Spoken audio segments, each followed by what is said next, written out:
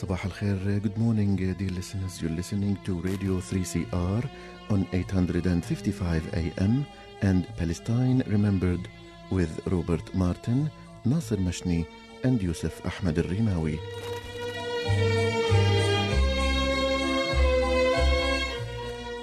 Palestine Remembered is Australia's only English-language radio program that is totally dedicated to Palestine. We'd like to welcome those listening on 855 and those that will join us on podcast at 3cr.org.au.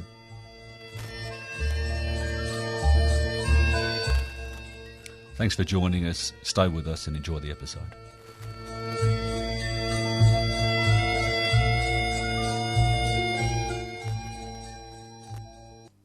Good morning, Yusuf. How are you doing? Good morning, Nasser. Hello to you and to all our listeners. A big week we've had, Yusuf. A big week. We've seen the white saviours out in force and the traitors of the Palestinian people and the Arab national cause in Bahrain. The burden of the white man in action. Well, you know, this is the Orientalist mindset. You know, you're brown, you're black, you're not from the Judeo-Christian civilization.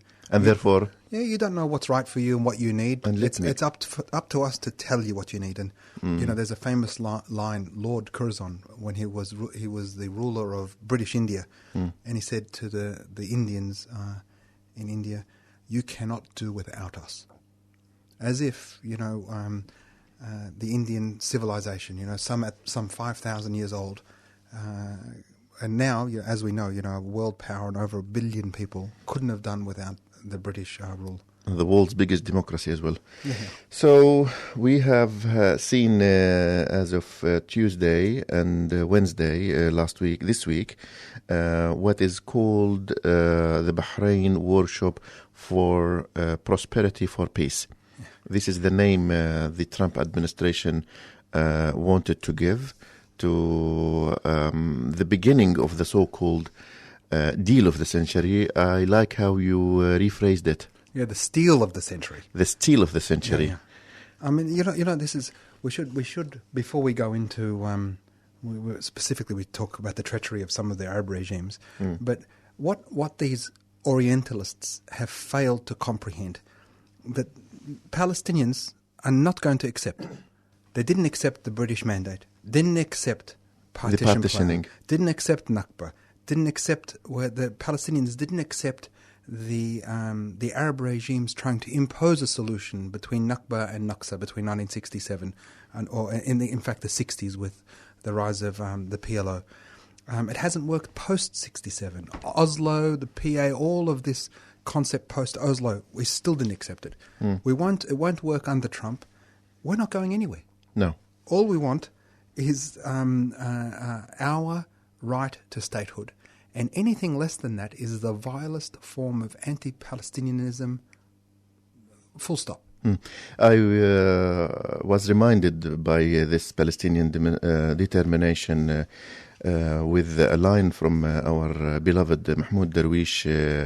He wrote in 1983 after the invasion of Lebanon. He says, قد أخسر الدنيا نعم لكني أقول الآن لا. I might lose the world, yes, but I say now, no. لكني أقول الآن لا هي آخر الطلقات. This is our last ammunition. Our last ammunition.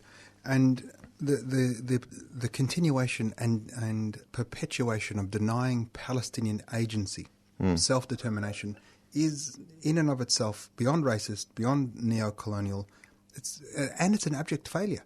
If this past 100 years hasn't taught that white savior mentality complex anything, we're not going anywhere. No. We will not give up. So we will talk about the Bahrain workshop. We might also give a bit of context of the journey towards this concept, but we also have a little bit of good news. Well, I mean, it's nice every now and again to have a bit of a win, and it's not a great win, but we'll talk about Salwa Kupti later in the show, but stay tuned for that. Okay, so I guess, Nasser, if we want to introduce the conference or the workshop in Bahrain, there are so many question marks. First of all, why Bahrain? Can we, Yusuf, just before we get to Bahrain, we should rewind perhaps the previous 24, 36 months to give a lead into where we are today. And we need to go back to Trump and the fact that, this known misogynist, known racist, known anti-Semite. Incompetent politician. All of these things. But he has posted anti-Semitic pictures. He has spoken about the power of, Jewish money, bankers, alluded to global cabals and conspiracies, to the point where he courted the favour of some very prominent Jewish businessmen and sought their funding. And with that came, promise. And if you take ourselves on the journey of what this president has done, that no president has done, or U.S. Politicians have ever actually delivered on. In the first instance, recognizing Jerusalem as the capital of State of Israel. From there, he's then gone and the PLO office was closed in Washington. From there, defunding UNRWA. From there, closing aid into the PA, but into projects within the West Bank and Gaza. From there, he's gone, and now the Golan Heights. So on a wish list for Benjamin Netanyahu, he's ticked off 5 of, I think, 8 things. The only thing left now is the annexation of West Bank. Annexation, and Trump's bankruptcy lawyer, David Friedman, who's the U.S. ambassador to Israel, who himself, even though he's the ambassador, is more Zionist than the majority of Israelis. He is a financial supporter of an illegal settlement in the West Bank, Bet El. The American ambassador to Israel, who is Jewish and a settler, has said categorically he believes in certain circumstances Israel has the right to retain some, but unlikely all of the West Bank. This is the precursor. We've said it in the language now for the American ambassador for Trump to go, well, Palestinian statehood, because there's, I reckon, only 3 things left that Netanyahu has on the list. Number 1 is the annexation of the West Bank, and ultimately that is in itself tied to the rejection of a concept of the Palestinian state. Yep. Number 2, with what he's done with UNRWA, is to finally put an end to 194 and the right of return. Yeah.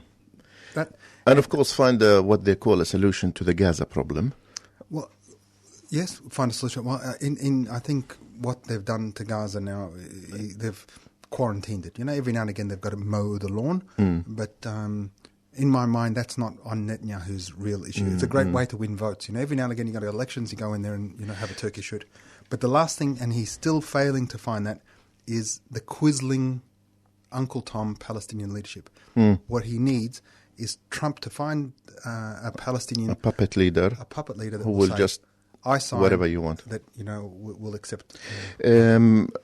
President Abbas said in a meeting with the foreign media last week, in answers to why he's not going to Bahrain workshop, he actually said that when Trump came to power, he himself met him 4 times.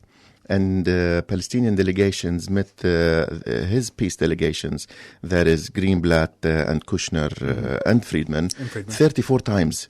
And things were, just another administration. Let's not assume that it's going to be worse, even though that we have Zionists on board, proud, publicly proud. And there were indications that Trump might surprise the world with the recognition of a Palestinian state, and and therefore there was no assumption. But then came the turning point in October 2017, like what you said. PLO office in Washington was notified that they were not going to renew their 6-monthly renewable presence there. And then came in December 2017 with the infamous annexation of or recognition of West Jerusalem as the capital of Israel, and the shift of the American embassy. Not just West Jerusalem, all of Jerusalem. All of Jerusalem, yeah. And then came the list of actions taken against the PA. First defunding PA, then defunding NGOs, then defunding hospitals. And we might remind our listeners that The Americans used to pay $800 million a year as part of the donor club in the Oslo Accord. All that stopped, but moreover, they stopped their financial contribution to UNRWA after they stopped it to UNESCO, and after they stopped it to other UN bodies like the Human Rights Council, in protest of what they called the UN bias against Israel. And then came having to put pressure on the PA for what they called funding terrorists, because PA pays the salaries of prisoners and families of martyrs. And moreover, like you said, there's the Golan Heights. So a long list of actions taken by the Trump administration, not to mention the unprecedented statements taken by Greenblatt and Kushner and Friedman against the Palestinians' rights. And then came, the idea of let's have a workshop to announce maybe the economic part, because the Arab media, the Palestinian media, and partly the Israeli media started mentioning the word Safqat al-Asr, or the deal of the century, probably a year ago or more than a year ago. And people started saying, no, this is exaggeration. They're not going to be so naive to propose something so ungrounded like this.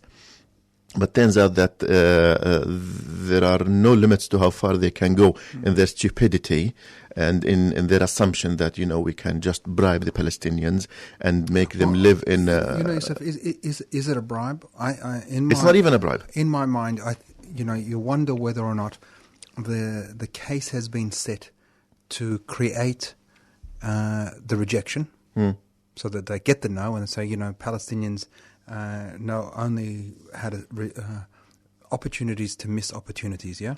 And we go from that to such a devastating financial impact, as you were talking and I alluded to before, of such a severe financial catastrophe that's getting created. I mean, the Palestinians are very resourceful people. Whilst today 40% of the West Bank's population is unemployed, and in Gaza, well over 50, 60, 70% is unemployed. If there was no occupation, if we had our own borders, if we could trade freely with other nations and other peoples, if we have access to our own market, land, or not to mention the international markets, just freedom of movement, we wouldn't need their $50 billion. We wouldn't need these bribes. If America was really conscious to want to, and this bribe, incidentally, very little of it's coming from America. It's coming via Saudi Arabia, from the Arab countries, as a payment in advance of what we're going to do to Iran for you. Yeah, which is another list on another box to be ticked for Benjamin Netanyahu. To create such a financial impact and such a catastrophe on the Palestinian streets, as to go, this is, to perhaps trigger another confrontation, and who knows where that ultimately leads. And it's not going to be materialized, because we've seen that in 1983. If you remember, the former Secretary General or Secretary of State, George Shultz, in 1983, came to the West Bank and promised financial aid to the Palestinian society, and said that the Palestinian problem will end if they improve their livelihood. Economic situation. And even John Kerry promised in Davos Financial Forum in the Dead Sea a few years ago $4 billion US dollars to support the Palestinian economy. None of that has seen light. If they were serious, instead of giving Israel $10 billion a year, give us 5 of that. Tell them to let us have our own airspace and land and sea borders, and we'll turn that into an oasis in no time. It'll be the Dubai of the Mediterranean. It's occupation stupid, like they say. It's occupation stupid. So let's go to Bahrain, and firstly, let's list the Arab countries, Yusuf, who betrayed the Palestinian people. So there is, unfortunately, Jordan, after months of rejecting the idea of the steal of the century. We were surprised that they will send... It was very, very late. very late, but it was unexpected, to be honest.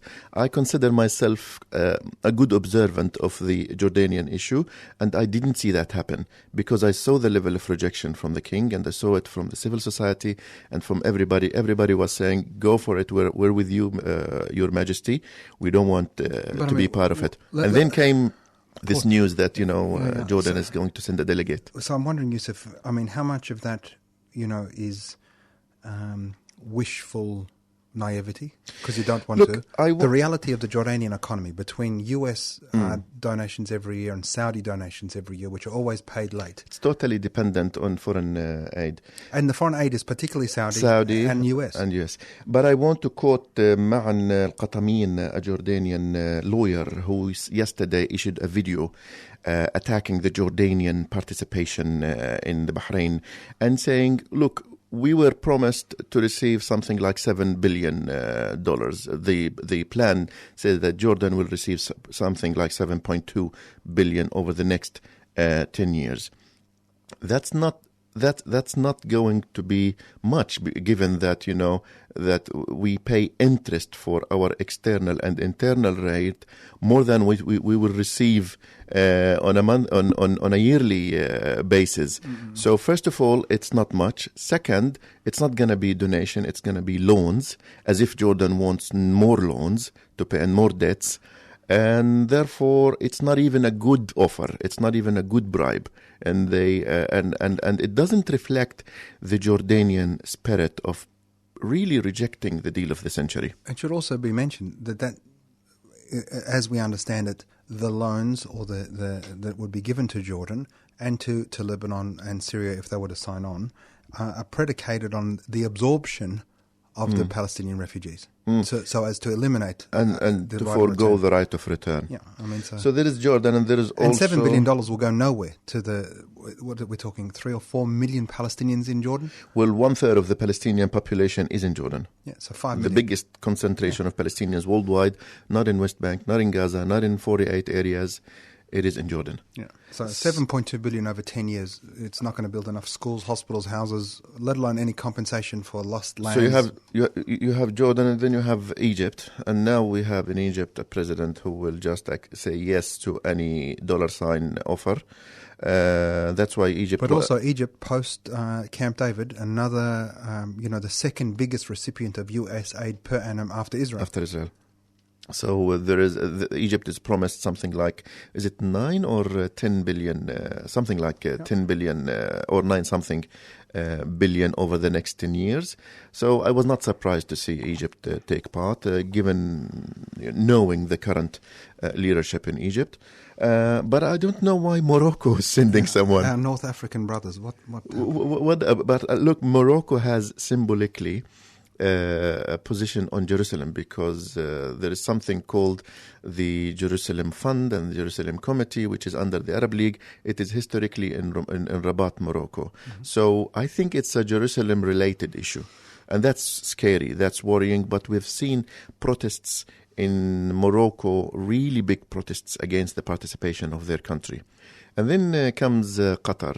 And we have to remember that there is a boycott or siege against Qatar by Saudi Arabia /Bahrain /Emirates /Egypt. And now all of a sudden, not only they are talking, they are sending someone to Bahrain. So it's amazing. It's amazing how Palestine can unite these mortal enemies. But we should also thank some people, Yusuf. But before that, I also mentioned those who participated. UAE, Emirates is sending delegates. But like you said, Nasser, we should thank. In particular, Kuwait. Some very strong statements. Very strong rejection coming out from the Kuwaiti parliament against the workshop and against the normalization with Israel, and really, really progressive view in time of what Mahmoud Darwish called apostasy. This is because you are an apostate if you are an Arab and support Israel. Mm-hmm. And also, in particular, the Bahraini people who have... Civil society in Bahrain Yeah. really strongly rejected hosting this conference. I've spoken in my Arabic show with an MP, Mr. Falah Hashim, who said that who said to the Palestinians, do not think that the people of Bahrain have endorsed it. In fact, the parliament was not consulted. The government didn't even go to the parliament to get the approval of organizing. It went ahead without even consulting with its own parliament. It's against the will of the Bahraini people. It's against the will of the civil society. And they actually they did some really heartwarming little things, but very important, like raising the Palestinian flag on their homes, on their doors, in their cars, and even changing the profile pictures on social media, just to tell the Palestinians that yes, our government is is doing a scandalous thing against the Palestinian cause, but not in our name. Well, the reality is, whether it's Jordan or Egypt or the Emirates, Qatar or Saudi Arabia, these are absolute monarchies or absolute dictatorships. Totalitarian regimes. The will of the people is not represented by these people. They are all sycophants to U.S. foreign policy, and the enemy of my enemy is my friend. Which is a stupid theory in politics, because it's more complicated than... It's always more complicated. Than this one-step solution. Mm-hmm. Well, this, like every other neo-colonialist plan that has denied Palestinian agency, is stillborn. And Kush Immak, Mr. Kushner. And, you will see, the Palestinians will live longer, and their steadfastness will see you and your father-in-law out in no time. So to wrap it up, Nasser, what we see in Bahrain is not even an offer, it's a workshop of brainstorming, of having an economic answers to a political question, bypassing the political part of the Palestinian story, not even the Palestinian conflict, it's actually the Palestinian demands, because I like what the Jordanian commentator said yesterday. He said, if you see the offer, you will see something for Egypt, something for Lebanon, something for Jordan, something for the Palestinian territory. Not even in one basket. There's something in West Bank, and another thing for Gaza. There's no unity for the Palestinian package. But what about Israel? The hidden part is that Israel is scoring the political part. It's the hidden item. It means that the political gain is not mentioned. So it's a political laundry of the Palestinian-Israeli conflict, and it is based on the assumption that let's talk directly to the Palestinian people. Let's bypass whatever representatives, whether it be PA or PLO or Hamas or anyone else. And we assume that the Palestinians, excuse me, when they hear this generosity, they will say, yeah, we'll take that. And let's keep our aspirations of independence and liberation and self-determination, and let's just talk about how we can improve our life. This is the stupid assumption that the Trump administration is building their offer on. Well, that naivety is, predicated on a mindset of superiority. These native savages don't know. And, if we don't know, but what was leaked, some of the bits and pieces that were part of the political framework about new Palestine, where we had economic autonomy, where there was going to be, Egypt was going to get money, theoretically, for an industrial zone in the north of the Sinai, alongside and adjacent to Gaza, so that Palestinians could work there, but at night time they had to go back to Gaza. They could work there, but they couldn't live there. And Egypt would be compensated for those loss of lands. And so too there would be economic zones within the West Bank, but everything else would be annexed to Israel. I mean, it's set up to create a Palestinian no, so that we can be displayed to the world as rejectionists. And so, obviously, we have to support the good guys in this equation, the people that said yes, the Israelis, and reward them for saying yes and punish the Palestinians for saying no. And it just beggars belief that this, it's an egregious act of bullying. This concept that the United States is an honest power broker. I mean, never been and never will. Never been, never will, and this is the most flagrant demonstration of bias. The partiality. The bias is, short of going to a Carlton Collingwood game in a Collingwood jumper in the Carlton cheer squad, you couldn't find any worse bullying than this.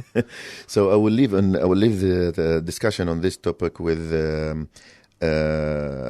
good note. On the issue of normalization between Arab countries and Israel. One of the assistants of Ishaq Rabin said in his diaries that when they went to Oman for the first time in 1994, he decided to take a walk of the formality of the trip. And he went to a fish market to just speak to, he speaks Arabic and he wanted to speak to locals. So he introduced himself to an elderly fish vendor in the market. And he said, I am such and such from Israel and I'm here for peace. And together we can create a good future for our children, blah, blah, blah. So the response was very simple from the older man from Oman. He said, you might be allowed to enter our countries, but you will never be allowed to enter our hearts. We will never like you. We will never be friends. And I don't want to continue this conversation. And this simple yet wise answer of the old man reflects the spirit in Bahrain and in the Arab world. There will never be a time, even if the government normalize. Well, this is the reality. The societies will never. Egypt, for more than 30 years, nearly now 40 years, after Camp David, the Egyptian society still rejects normalization with Israel. What's 42 years, yeah? 42 years, yeah. I mean, it's like a blink. Last time I checked was 30-something. It's like 42 years later, yeah? And this is what Zionism can't understand. Jews and Judaism are welcome, have always been welcome, have never felt the scourge of the Western disease of anti-Semitism. Zionism is not welcome. So let's end the episode with a little bit of positivity. A little bit of good news out of Palestine. So Salwa Qibti, 71-year-old Palestinian from a village near Nazareth, and her uncle Subhi Mansour, 92, were allowed to visit the cemetery or the grave of Salwa's dad in the village near Nazareth for the first time, even though that they are Israeli Palestinians of Israel, holders of Israeli passports, but they were never being allowed by Israel to visit their own family. Their hometown, yeah. And it should be said that this wasn't a generous offer of some benevolent civil servant. It's actually a work of Adala Center, and the lawyer from Adala, Mr. or Mrs. Sausan Zahar, said that there was no any legal ground, there was no reason given. They were just continual rejection of the demands by Salwa and her family to visit her father's grave, who was killed during Nakba. During Nakba time, and when she was an infant, she was not even 1 year old. Yes, when she was a few months old. So for 71 years, Salwa says we were denied a visit to our family grave. We spent the first half hour looking for the place. We found it, and the Israelis killed my father, and I was born only 15 days after he was killed. And she said that not only that they killed my father, but they don't want us to talk to his spirit. They don't want us to grieve properly. So this tells you, the level of pain that Israelis want to inflict and reflect on Palestinians, not whether they are in West Bank, in Jerusalem, in Gaza, even citizens of Israel. To them, to Israel, they belong to the wrong type of people, and therefore they deserve to be punished in every way. So anyway, that's it, Nasser, for this week. Thank you, dear listeners, for being with us for another edition of Palestine Remembered. Until we meet next week, this is Robert, Nasser, and Yusuf wishing you the best of time and salam. Stay tuned for the Radioactive Show.